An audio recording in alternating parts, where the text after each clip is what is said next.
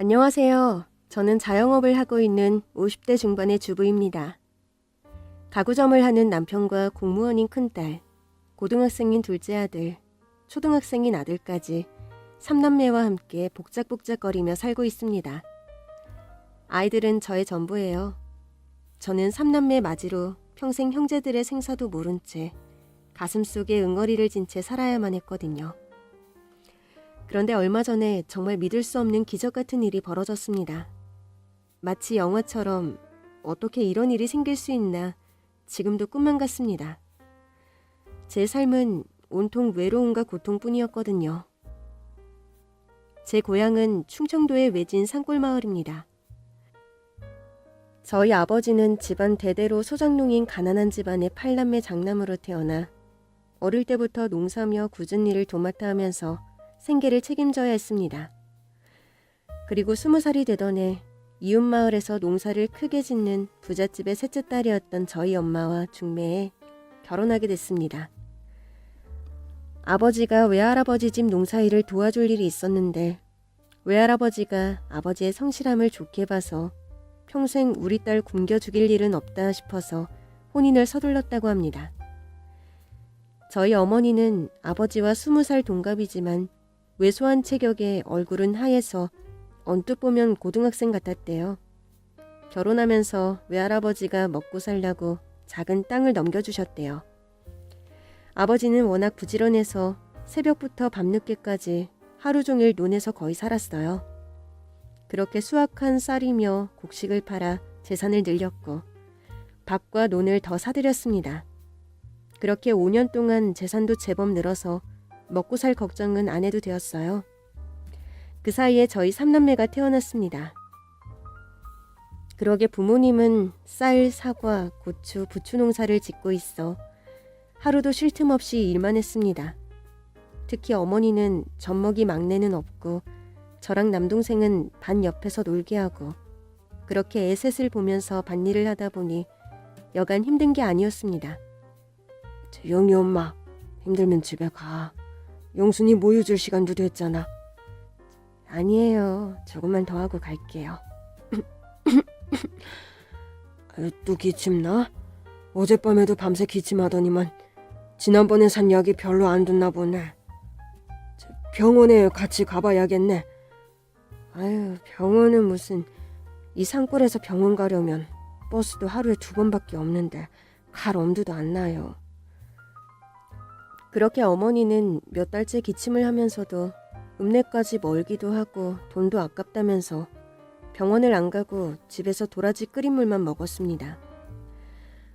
그런데 날이 갈수록 어머니 얼굴이 핏기가 없고 낮에 논에서 일하다가 픽픽 쓰러지는 일이 많아졌습니다. 여보, 정신 차려봐. 그러던 어느 날 밥상에 앉아 식사를 하던 어머니가 기침을 하는데 시뻘건 피가 나오는 거예요. 아버지는 사색이 돼서 저희 3남매는 옆집 할머니에게 맡기고 어머니를 자전거 뒷자리에 태우고 읍내 병원을 찾았습니다. 선생님, 이 사람 왜 이러는 겁니까? 남편분, 어떻게 환자분을 이 지경까지 되도록 두셨어요? 아유, 아마 기침한 건 꽤 오래되었을 텐데 그때 바로 병원에 오셨어야죠. 그냥 기침만 좀 나고 별로 아픈 데는 없었거든요. 제 말 잘 들으세요. 아내분은 지금 폐병이에요. 좀 더 정확하게 말하면 전염성 폐결핵입니다. 네? 폐병이면 어떻게 되는 건가요?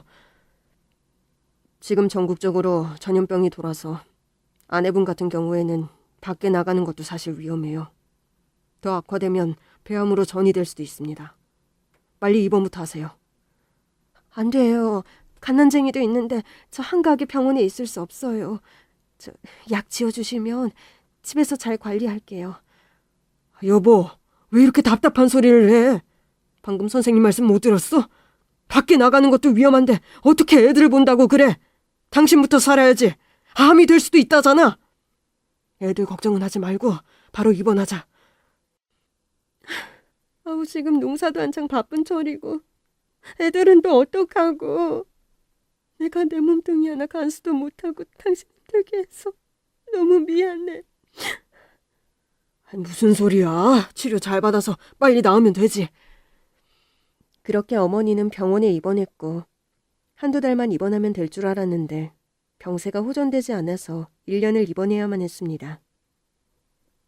아버지는 어머니 간호하면서 농사일도 하고 저희 삼남매 돌보느라 하루에 2~3시간 자면서 몸도 마음도 피폐해져 갔습니다.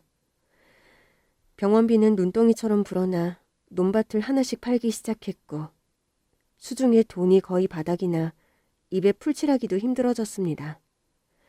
막내 분유값이 없어서 마을의 새댁들을 찾아다니며 젖동량을 해야만 했고 쌀이 떨어져 저와 남동생은 고구마와 옥수수죽으로 배를 채워야만 했습니다. 아버지는 다시 수장농 일을 시작했고 그러면서 어머니 간호는 소홀하게 되었어요.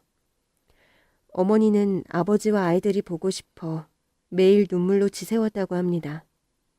그러던 어느 날 의사가 아버지를 급하게 부릅니다. 보호자분, 이런 말씀 드리게 되어 유감입니다. 환자분 상태가 지금 많이 안 좋아요. 지금 폐암 말기로 전이되었습니다. 죄송합니다. 방금 뭐라고 하셨죠? 폐암 말기라고요? 그럼 수술해야 되나요?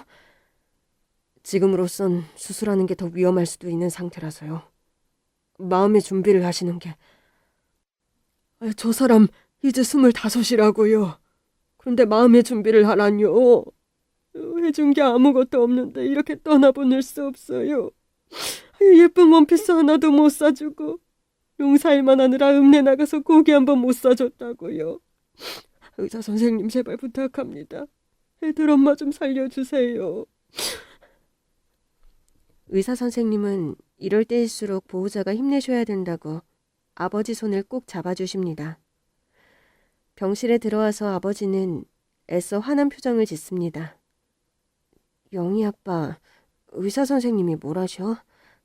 나 암이라지? 얼마 산대? 3개월? 1년? 뭔 소리야, 재수없게. 당신 내가 살릴 거야. 잘 먹고 잘 자고 하면 10년, 50년도 더 살 수 있다고. 알았어. 나 오래 살게 걱정 마. 우리 애들 결혼하고 손주 낳는 거 다 봐야지. 어머니는 자신이 살 날이 얼마 남지 않은 걸 알기라도 한 듯이 여보, 나 집에 가고 싶어. 애들하고 당신 따뜻하게 밥 차려서 먹이고 싶어. 어머니의 간곡한 부탁으로 아버지는 어머니를 퇴원시키고 집에 돌아왔습니다. 어머니는 몸도 못 가누면서 부엌에서 찌개도 끓이고 김장김치도 꺼내서 밥상을 차렸어요. 저와 둘째는 개걸스럽게 먹어댔고 아버지는 한 수저 뜨더니 고개를 떨군 채 눈물만 흘리셨습니다. 영희 아빠, 이거 당신 좋아하는 청국장인데 먹어봐.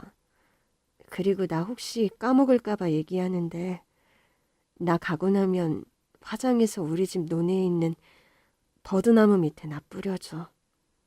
그 나무에서 당신하고 쉬던 기억. 영이랑 영철이가 저 나무에 기대 우리 일하는 동안에 자던 기억. 좋은 기억만 있어서 난 저 버드나무가 참 좋아. 저 그늘로 우리 가족을 지켜주는 것 같아.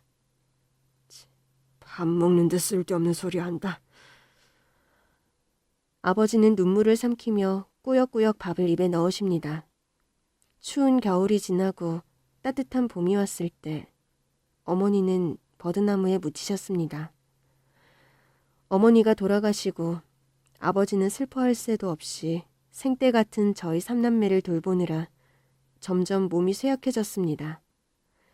고열과 오한으로 누워있을 때가 많아졌어요. 그럴 때마다 옆집 할머니가 오셔서 저희 삼남매를 챙겨주곤 하셨어요. 영희 아빠, 이렇게 있다간 큰 사달이 나지 싶다. 내가 우리 아들 시켜서 의사 왕진 부탁했으니까 좀 이따 올 거래. 1시간쯤 후 나이가 지긋하신 의사가 도착했고 아버지를 진단하는데요. 애기 아빠 지금 몇 살이지? 올해 30입니다. 한창 좋을 때인데 지금 몸이 많이 안 좋아. 급성 백혈병이야. 네? 제가 왜 그런 병에 걸려요? 뭐 잘못 아셨겠죠. 저 얼마나 건강한데.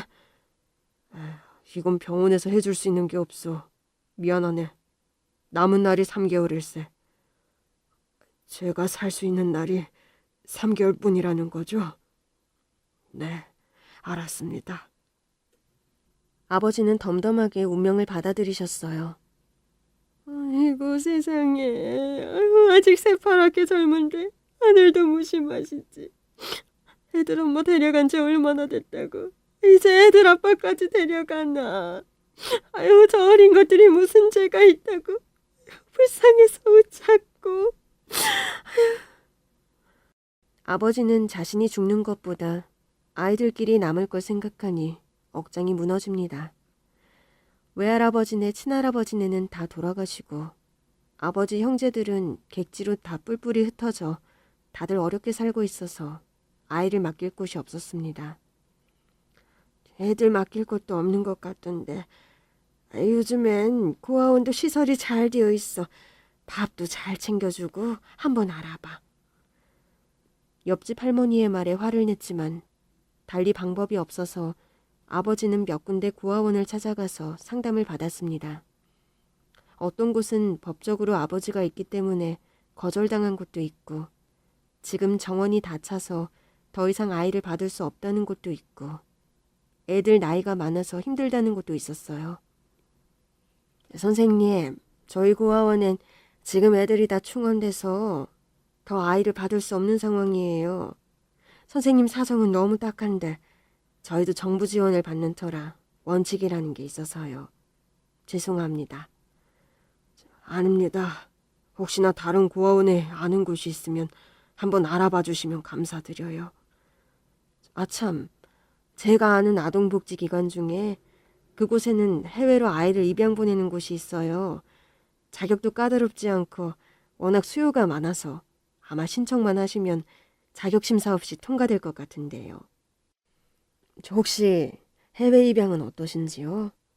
제가 그 원장님과 친하니까 잘 말씀드릴 수는 있어요.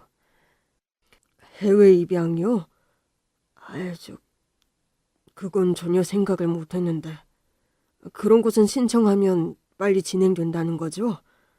네, 해외라고 해서 못 사는 나라가 아니라 미국, 캐나다, 유럽도 많아요. 네, 그럼 원장님, 거기다 연락 좀 부탁드릴게요.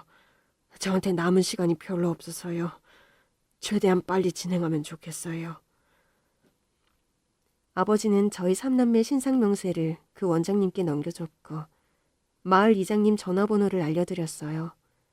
입양 부모가 나타나면 아이 면접을 봐야 하니까 기다리라고 합니다. 그리고 얼마 전에 다녀간 한 고아원에서 이장님 댁으로 전화가 와서 통화했더니 선생님, 지난번에 아이 입소 문의하셨죠? 다행히 자격 요건이 통과되어서 입소 가능합니다. 5살 여자아이라고 했죠? 아니요, 저희 3명 다 요청했어요. 6살, 4살, 2살요. 저희 고아원 여건상 3명은 받을 수 없고요. 5살짜리 여자애만 입소 가능하세요. 삼남매 같이 한 곳에 있어야 서로 의지하고 사는데. 알겠습니다. 그럼 일주일 후에 데리고 가겠습니다. 감사합니다. 아버지는 어떻게 해서든 3명을 같이 한 고아원에 보내려고 그렇게 전국을 다니며 알아본 건데 그게 뜻대로 되지 않았습니다. 그러고 또 한 곳에서 연락이 와서 거기서는 2살 이상 아이는 안 받는다고 하면서 갓난쟁이 막내만 입소 가능하다고 합니다. 아직 둘째를 받아준다는 곳은 없었고 아버지는 점점 더 아이들과 헤어져야 하는 날이 다가오면서 괴로워서 계속 구토를 하며 음식을 입에 대지도 못했습니다.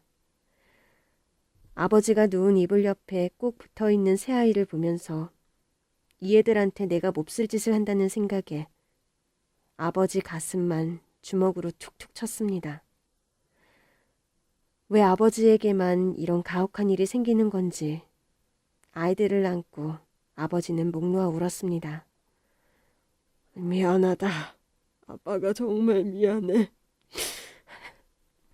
그리고 이렇게 뿔뿔이 헤어지면 언젠가 다시 만날 때 서로를 못 알아볼 텐데 방법이 없을까 곰곰이 생각하시던 아버지는 영희야, 영철아, 영순아. 아빠가 지금 너희들을 좀 아프게 할 거야. 왜냐하면 너희들은 곧 다른 곳으로 가야 되거든. 엄마가 항상 좋아했던 버드나무 기억나지? 너희들이 버드나무 밑에서 놀고 있을 때 엄마는 그 나무가 너희를 지켜줘서 행복했다고 말하더라. 아빠도 똑같아. 이 버드나무는 너희 셋을 지켜줄 거야. 너희들 아빠로 살 수 있어서 너무 행복해. 그리고 너희들 아빠라서 정말 미안해. 아빠가 꼭 하늘나라에서 너희 셋 다시 만날 수 있게 해줄 테니까 착하게 잘 자라야 돼. 아버지는 저희 셋 어깨죽지에 버드나무 모양으로 문신을 새기기 시작했어요. 아파서 우는 아이들을 달래가며 아버지도 오열을 하면서 마음이 약해져 그만둘까 망설이면서 몇 번을 멈춰야만 했습니다. 한참 만에 새아이 어깨죽지에 똑같은 나무가 새겨졌습니다. 다음 날 입양기관에서 연락이 와서 선생님, 미국에 사시는 한 부부가 남자애를 찾고 있었는데 영철이 사진을 보고 입양을 원하세요. 아이를 빨리 보고 싶다고 3일 후에 입국한다고 해서 아이 데리고 센터에 오셔야겠어요. 3일이요? 그렇게 빨리요? 그럼 그분들이 그날 와서 바로 우리 아이를 데려가는 거예요? 네, 맞습니다. 그럼 다시는 우리 영철이 못 보는 거네요. 전화를 끊고 아버지는 이장님이 뭐라 하는 소리도 못 듣고 얼이 빠진 채 터벅터벅 집으로 돌아왔습니다. 그러면서 달력을 보더니 영철이 가는 날짜에 동그라미, 저와 막내 가는 날짜에 동그라미를 쳤어요. 다음날 아버지는 이장님 트럭을 빌려서 저희 셋을 데리고 읍내 시장으로 갔습니다. 포대기로 막내를 업고 저와 영철이 손을 잡고 여기저기 시장 구경을 했어요. 영희 신발 하나 사자. 어디 보자. 뭐가 이쁠까? 아버지는 저한테 분홍색 꽃무늬가 있는 구두와 분홍색 원피스를 사주셨어요. 영철이는 파란색 티셔츠와 검정 반바지와 운동화를 사주며 어디 가면 항상 옷 깨끗하게 입고 엄마 아빠 없다고 놀려도 울면 안 돼. 응, 아빠. 옷도 다 샀으니까 우리 짜장면 먹으러 갈까? 응, 짜장면 좋아.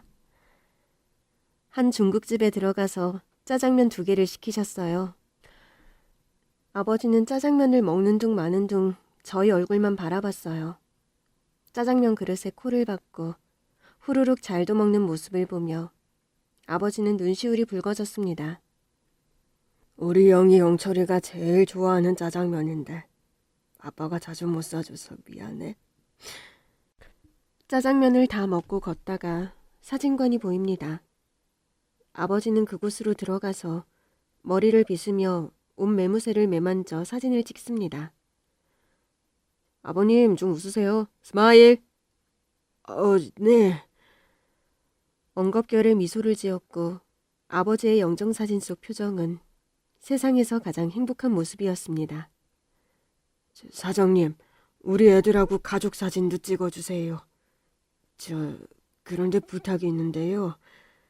저와 아이들 다 앉고 의자 맨 끝자리를 좀 띄워놓고 사진을 찍어주실래요? 그럼 사진이 안 이쁠 텐데. 알겠어? 그렇게 처음으로 찍은 가족사진이 나왔습니다. 사진을 4장 인화해서 아버지는 사진 각각에 어머니 얼굴 사진을 하나씩 가위로 오려서 붙였어요. 아유, 감쪽 같아. 엄마도 같이 찍은 것 같지? 영희, 영철, 영순이 엄마 아빠 얼굴 잊어버리지 말고 이 사진 잘 간직해. 너희는 절대 고아가 아니니까. 고아원 가서 울고 그러면 안 돼. 시간은 금세 지나 둘째 영철이와 아버지는 고속버스를 타고 서울로 갔습니다. 영철이는 아무것도 모르고 처음 타본 버스가 신기했던지 창문에 얼굴을 대고 희죽희죽 웃기만 합니다. 아버지는 터져나오는 울음을 꾹 참으며 영철이 머리를 쓰다듬었어요. 입양센터에 들어가니 통화했던 수장님이 인사를 합니다.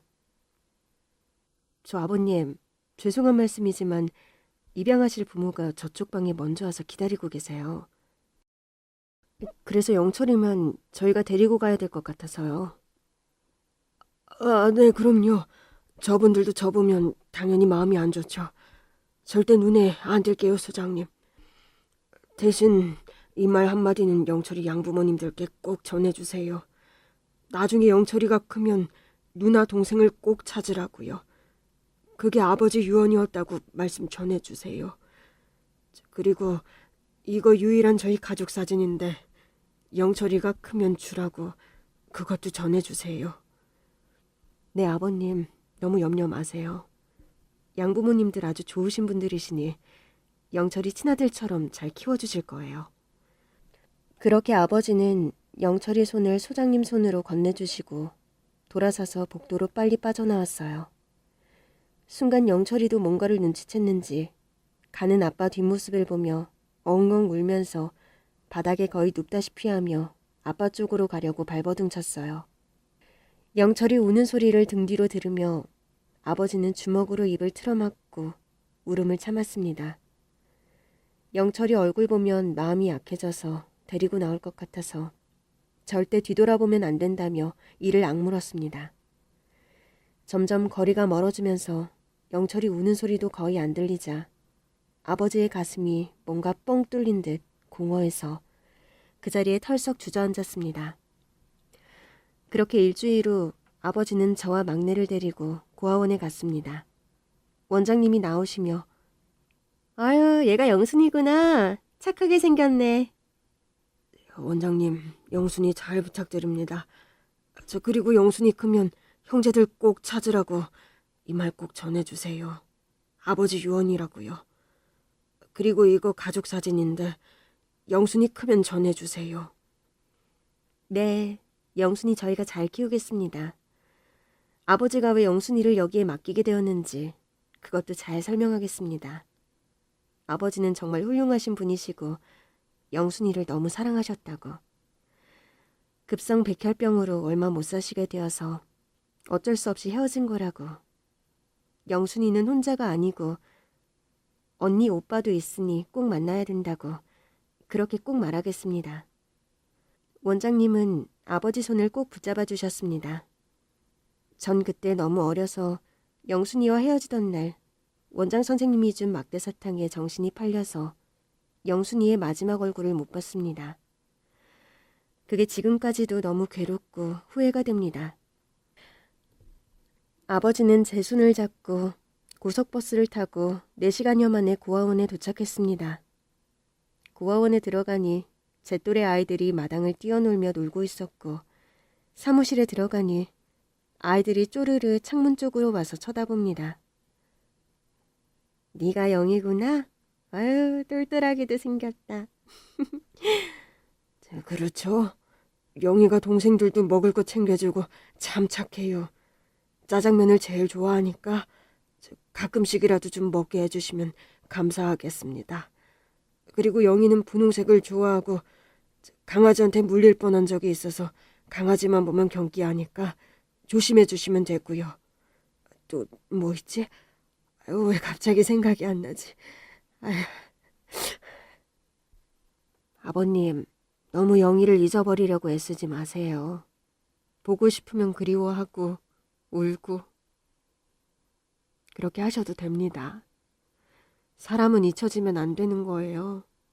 그래야 영희도 아빠나 동생들 잊지 않고 그 좋은 기억으로 사는 거죠. 원장님 말씀이 맞습니다. 영희도 자기한테 얼마나 좋은 가족들이 있었는지 기억할 거예요. 그 기억 꼭 간직해서 어른이 되면 꼭 동생들 찾으라고 아빠가 말했다고 전해주세요. 그게 아빠의 마지막 유언이었다고요. 그리고 이건 얼마 전에 찍은 가족 사진이에요. 이것도 전해주세요. 아버지가 자리에서 일어나서 가려고 하니까 저도 얼른 아빠 손을 잡았어요. 아빠는 천천히 제 손을 뺐어요. 영희야, 이제 여기가 영희 집이야. 아빠는 저기 멀리 돈 벌러 가야 돼. 어디? 바로 저기. 아버지는 하늘을 보며 손으로 가리켰어요. 저는 그때 그게 뭘 의미하는지 몰랐습니다. 하늘? 영희 아빠 보고 싶으면 하늘 보면 돼. 그러면 아빠가 영희 쳐다보면서 웃을 거야. 아버지는 왈칵 쏟는 눈물을 옷소매로 훔치며 환하게 웃었습니다. 아버지는 저에게 환히 웃는 얼굴을 마지막 기억으로 간직하게 해주고 싶었던 겁니다. 아무 말 없이 저를 꼭 안아주셨던 아버지의 야윈 등, 제 어깨에 얼굴을 묻고 흐느끼던 모습, 손은 들며 다시 만나자는 말이 전 어린 나이였지만 제 눈에 생생하게 기억을 합니다.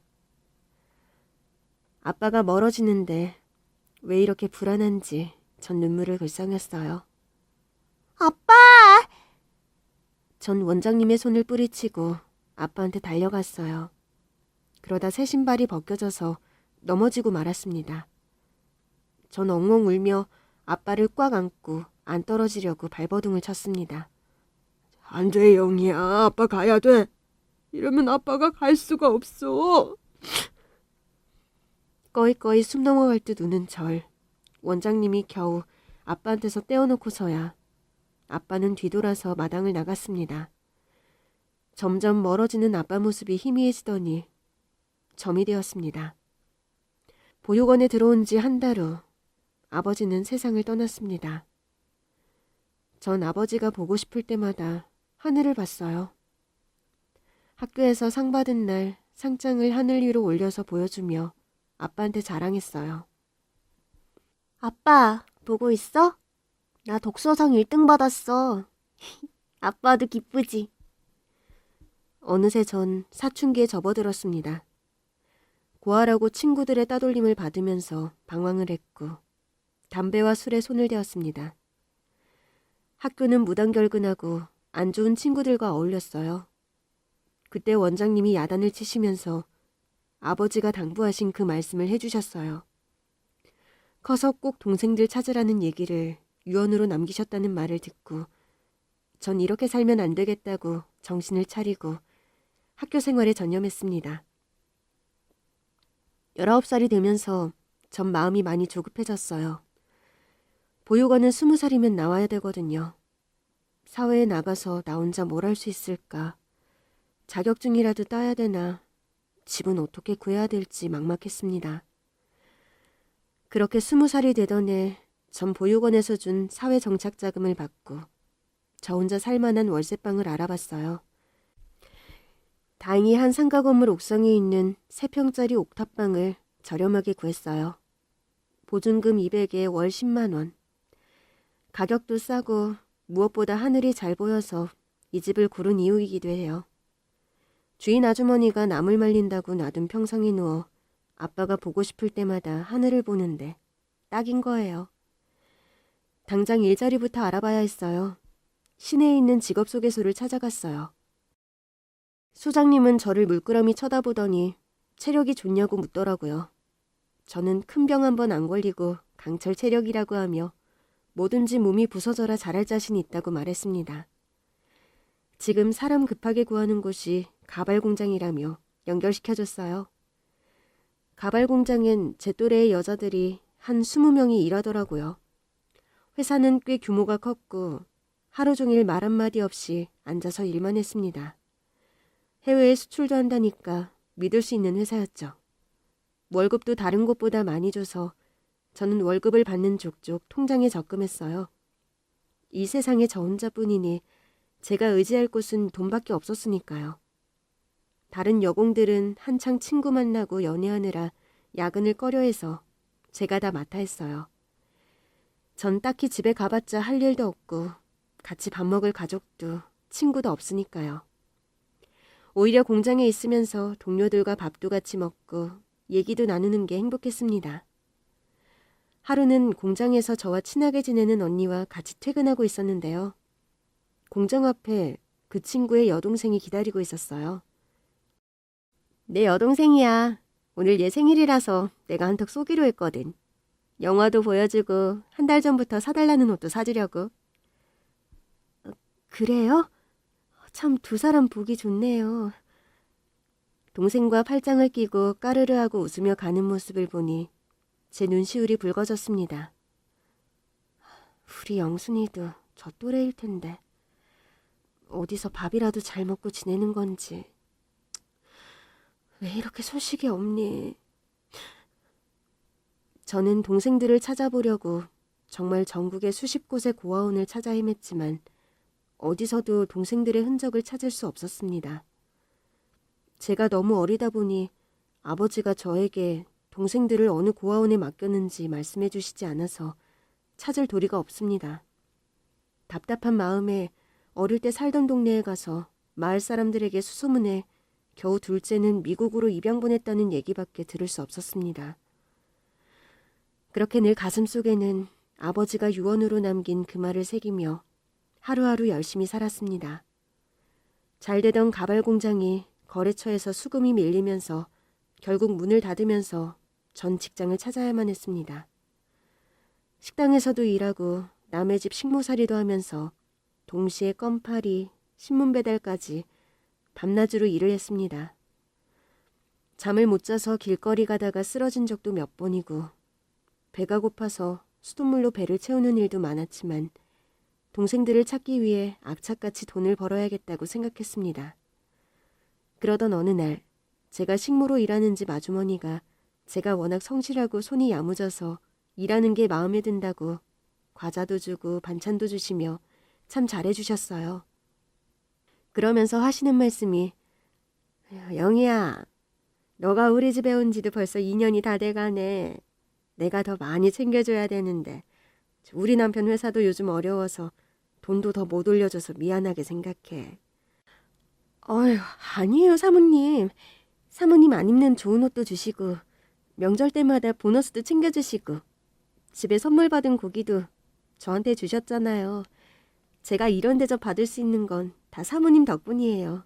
너무 감사하죠. 아휴, 그런데 너 앞길이 창창한 아이인데 이런 젊은 나이에 식모살이하는 널 보면 내 동생 같아서 내 마음이 아프더라고. 그래서 말인데 우리 고모가 목욕탕에서 세신사로 꽤 오랫동안 일하고 있는데 그게 수입도 괜찮고 잘만 하면 단골 손님도 확보해서 안정적인 직업이래. 우리 고모 딱 너 나이 때부터 세신사 일해서 30년 동안 하면서 집 사고 자가용도 사고 건물도 하나 샀잖아. 우리 고모 밑에서 세신사 일 배워보는 건 어때? 그래요? 전 처음 들어보는 건데 한번 해보고 싶네요. 돈도 많이 번다니까요. 그렇게 사모님은 저를 고모분에게 소개시켜줬고 처음엔 식모일 끝나고 저녁에만 가서 하다가 제가 소질 있는 걸 보시더니 저를 정식으로 채용하셨어요. 자연스레 식모일은 그만두고 전 목욕탕 세신사로 몇 년을 일했습니다. 부잣집 단골 사모님도 늘어나고 팁 주실 때도 있고 꽤 돈을 많이 모았어요. 그렇게 20년 동안 일하면서 모은 돈으로 저는 이 목욕탕을 인수했습니다. 작은 단독주택집도 구입하고 경제적으로 부족함 없는 소위 성공을 한 겁니다. 그리고 우리 목욕탕 근처에서 가구 가게를 하는 사장님과 밥도 같이 먹고 친해지게 되면서 속사정을 알게 되었어요. 아내와 사별하고 혼자서 3남매를 키우고 있다고 하더라고요. 저는 평생 결혼 안 하고 혼자 살려고 했는데 듬직한 이 남자의 모습이 아버지를 닮아서 마음이 가고 무엇보다 그 새 아이들이 불쌍해서 눈에 아른거려서 자주 집에 찾아가 음식도 하고 놀이공원도 같이 가면서 마음을 서로 열게 돼 그 남자와 결혼을 하게 됐습니다. 다행히 아이들은 다 착해서 절 엄마라고 부르면서 잘 따라줬어요. 그러면서 전 고아원에서 어렵게 살아왔던 기억 때문에 일주일에 한 번씩 노숙자와 독거노인을 위해 목욕탕을 개방해 세신을 해주는 봉사를 하기 시작했습니다. 아예 제가 봉사단을 만들어 전 회장직을 맡고 있어요. 봉사단은 12명으로 저희 목욕탕에 있는 세신사 3명과 다른 목욕탕 세신사까지 기꺼이 봉사에 참여해 주셔서 정말 감사했죠. 주말이면 줄 서서 들어올 정도로 많은 분들이 다녀갔어요. 다들 제대로 씻을 곳도 없고 몸이 불편해 스스로 세신할 기력도 없는 분들이라 저희 봉사단들에게 너무 감사하다며 좋아하셨습니다. 저는 이렇게 봉삿날이 되면 목욕탕 옆에 마련된 주방에서 이분들과 세신사분들께 점심과 저녁 2끼 식사 대접을 위해 새벽부터 나와서 요리를 합니다.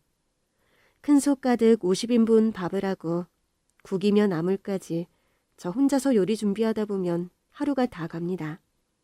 그래서 직접 세신을 해드리진 못하거든요.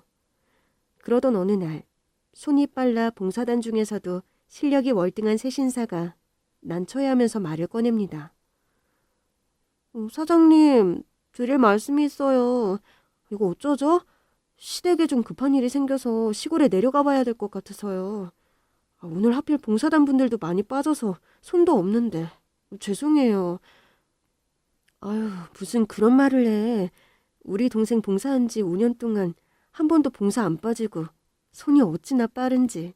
보통 한 분 세신할 동안 혼자서 3분 하잖아. 얼마나 든든한지 몰라.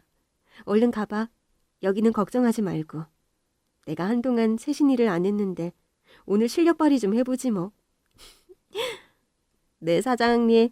저 여기서 5년간 일하면서 월급도 많이 올려주시고 동생처럼 잘 돌봐주셔서 감사해서 사장님 봉사하신다 했을 때 제일 먼저 자원한 거거든요. 늘 감사하게 생각하고 있어요. 그럼 사장님, 오늘 고생하실 텐데 몸 조심하시고 너무 무리하지 마세요.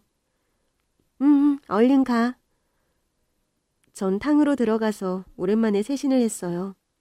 그런데 다리를 저는 한 여자 노숙자가 눈에 들어왔는데 부끄러운지 얼굴을 푹 숙이고 있더라고요. 자세히 얼굴을 보니 처음 보는 노숙인이었어요. 오늘 여기 처음 오셨죠? 저 실력 좋으니까 걱정하지 마시고요. 오늘 시원하게 때밀어 드릴 테니까 편하게 앉으세요. 그렇게 여자 노숙인이 의자에 앉아 팔을 들어 때를 밀다가 순간 제 눈에 들어오는 게 있었어요. 그 여자의 어깨 죽지에 있는 나무 모양의 문신. 전 손이 덜덜 떨리면서 조심스레 물어봤어요. 저 혹시 이 문신 언제 하신 거예요? 아, 이거요? 제가 갓난쟁이 때 아버지가 직접 새겨주셨다고 들었어요. 저한테 언니와 오빠가 있는데 사정상 헤어지게 되었는데 나중에 만나면 서로 알아보라고 그렇게 하셨대요. 전 눈물을 왈칵 쏟았습니다. 그럼 혹시 구화원에서 자랐나요? 네. 그런데 그걸 어떻게 하셨어요? 전 입고 있던 티셔츠를 벗어서 제 몸에 있는 똑같은 문신을 보여줬어요. 아니, 저와 똑같은 문신을... 그럼 혹시... 맞아, 내가 언니야. 영순아, 우리 동생. 저희는 서로를 끌어안고 한참을 펑펑 울었습니다. 이 순간 어떤 말도 필요 없었어요. 조용히 동생 머리를 감싸며 등을 토닥토닥 거려줬습니다. 그동안 얼마나 힘들게 살았을지 말을 안 해도 그대로 느껴졌습니다. 조금 진정이 된 후 저희 자매는 그동안 살아온 이야기를 나눴어요. 아버지랑 너 고아원에 맡긴 것까지는 어렴풋이 기억나. 혼자서 얼마나 힘들었을까. 그 후에 어떻게 지냈니? 고아원에서 자라다가 8살에 한 집에서 입양되었었어. 그렇게 부자는 아니었지만 처음 봤을 때 되게 좋으신 분들이었거든. 그 집은 시골이었는데 사실 나 말고 아이도 2이나 있었어. 초등학생, 중학생인 오빠들이었어. 그런데 처음 일주일 동안은 맛있는 것도 사주고 많이 이뻐해 주셨는데 그 후부터는 부모님이 갑자기 돌변해서 아침부터 밤늦도록 빨래, 설거지, 농사일까지 하루 종일 일을 시켰어. 일을 잘 못하면 밥도 굶겼어. 그러고 보니 두 오빠들도 학교 갔다 오면 밤까지 축사일과 농사를 하며 거의 노예처럼 부리더라고. 나를 입양한 건 집안일을 시키려는 거였어. 조그만 일을 잘 못하고 실수하고 채찍으로 때리고 정말 하루하루 지옥 같았어. 그렇게 19살까지 그 집에 있었는데 학교도 안 보내주고 친구도 없이 집에 갇혀서 일만 죽어라 했어. 힘들 때마다 내 어깨에 있는 문신을 보면서 언니 오빠 생각하면서 울었어. 고아원 원장님이 다 얘기해 주셨거든. 크면 꼭 형제들을 찾으라고 아버지가 유언으로 남기셨다고 하더라고. 아휴, 이 어린 것이 얼마나 힘들었을까. 언니가 정말 미안해. 내가 널 빨리 찾았어야 했는데. 아니, 그런데 왜 노숙자가 된 거야? 나도 내 인생이 이렇게 최악이 될 줄은 몰랐어. 19살에 그렇게 집을 도망치듯 나와서 무작정 서울로 갔어. 그러다가 술집에서 일하게 되었어. 거기 있는 웨이터가 나한테 잘해줘서 그렇게 결혼을 했어. 그런데 도박에 빠져서 내가 버는 돈을 다 뺏어가고 맨날 날 때렸어. 고아라 재수 없다면서 자기 눈에 띄지도 말라면서 집에도 거의 안 들어왔어. 그렇게 5년 살다가 난 그 남자를 피해 다른 지역으로 도망갔어. 작은 시골이었는데 다방에서 일하며 마음 잡고 정착하려 했어. 거기서 오래 일하면서 다방도 인수하고 제법 시골에서 돈 많은 여자라고 소문도 났어. 그러다 사업한다는 남자를 알게 돼 두 번째 결혼을 했어. 나한테 다정다감하게 잘해줬는데 사업이 부도가 나면서 어느 날 강물에서 극단적인 선택을 했어. 알고 보니 그 사람이 내 명의로 사업을 늘리면서 수십억 빚을 졌더라고. 매일 빚쟁이들이 찾아와서 날 협박하고 난 다방도 잃고 수중에 있는 돈을 다 빚 갚는 데 써야만 했어. 그러다가 나도 세상을 떠나려고 다리 난간에서 뛰었는데 다리를 다쳐서 절름발이가 됐어. 절름발이가 되니 식당에서도 안 받아주고 사람들은 날 피하기만 하고 일도 못하니 돈 한 푼 없이 밥 한 끼 제대로 먹을 수 없었어. 그렇게 길거리에서 자고 동량으로 몇 푼 받은 걸로 빵 하나 사 먹고 그 노숙 생활이 벌써 10년이 되었어. 우리 영순이 너무 힘들게 살았구나. 아버지가 힘들 때 하늘 보면 아버지가 환히 웃으며 지켜보신다 해서 늘 하늘 보면서 우리 삼남매 다시 만나게 해달라고 빌었거든. 아버지가 내 소원을 들어주신 거야.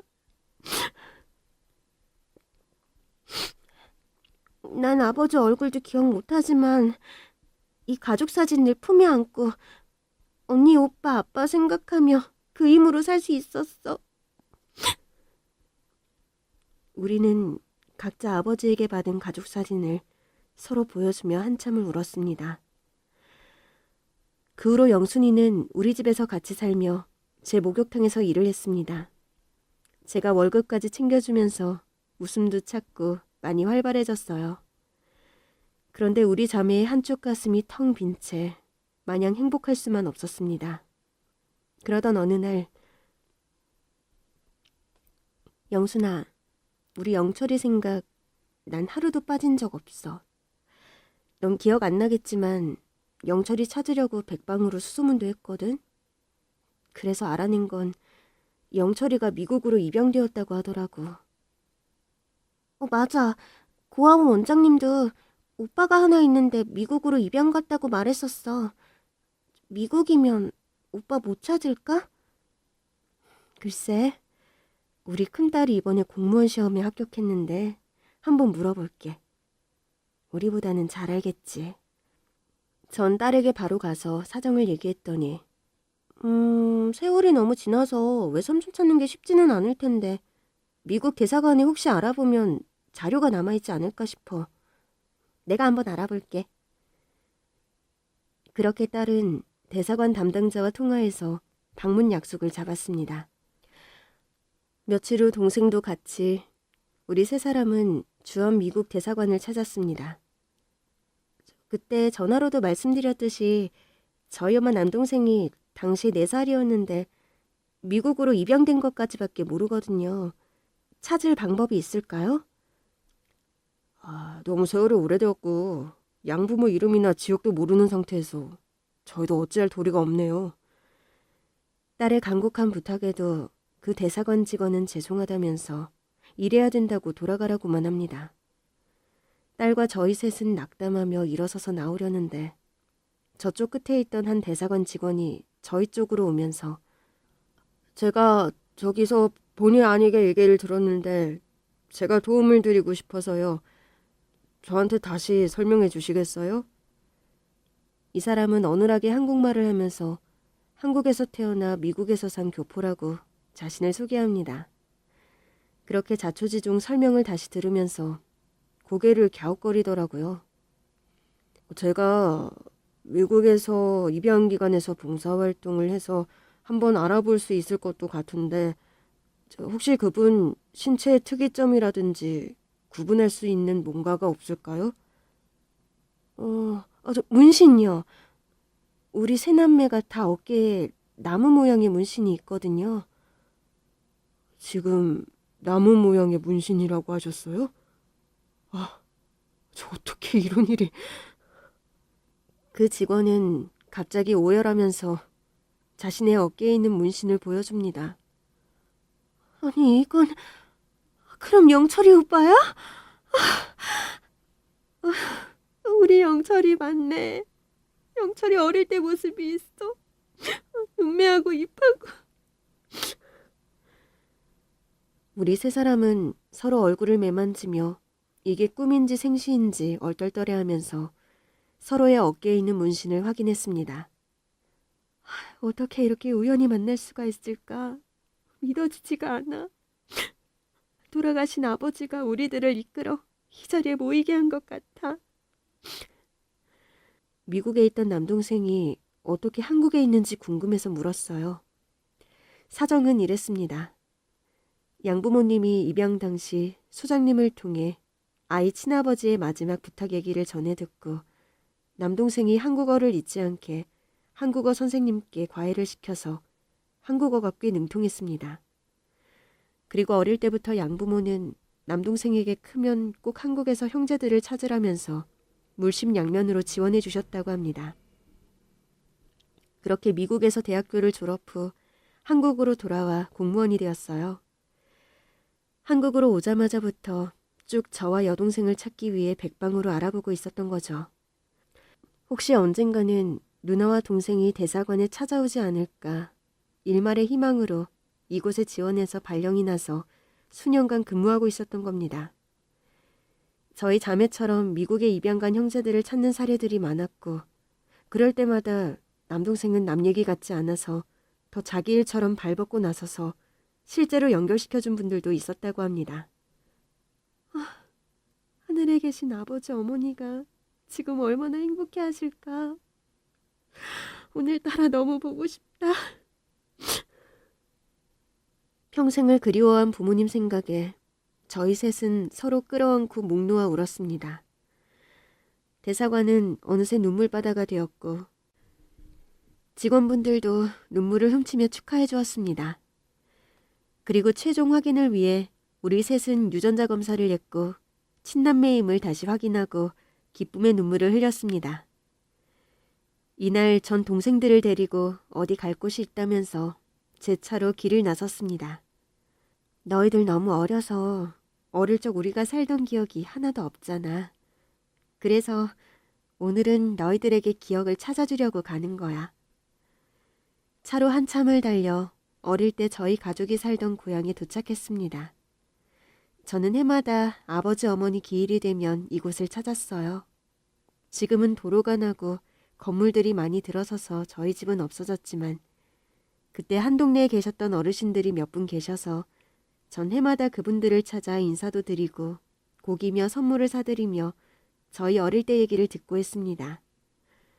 아버지와 어머니가 병으로 세상을 떠나게 되셨고 집이 너무 가난해서 옆집 할머니가 저희 삼남매 밥도 많이 챙겨주셨다는 얘기도 들었습니다. 그렇게 전 수십 년 동안 저의 기억을 하나씩 찾을 수 있었고 오늘은 저희 동생에게 그 기억을 돌려주려고 합니다. 우선 제일 먼저 찾아간 곳은 어머님이 묻혀있는 버드나무였습니다. 그 오랜 세월이 지났지만 변함없이 푸르름을 간직하고 있는 버드나무는 마치 저희 셋을 보며 얼른 오라고 손짓하는 것 같았습니다. 어머니가 이렇게 다 성장한 저희 삼남매를 보면 얼마나 기뻐하실까요? 아버지가 우리 몸에 나무 문신을 새기신 이유가 엄마가 이 버드나무를 참 좋아하셔서 그렇게 하신 거래.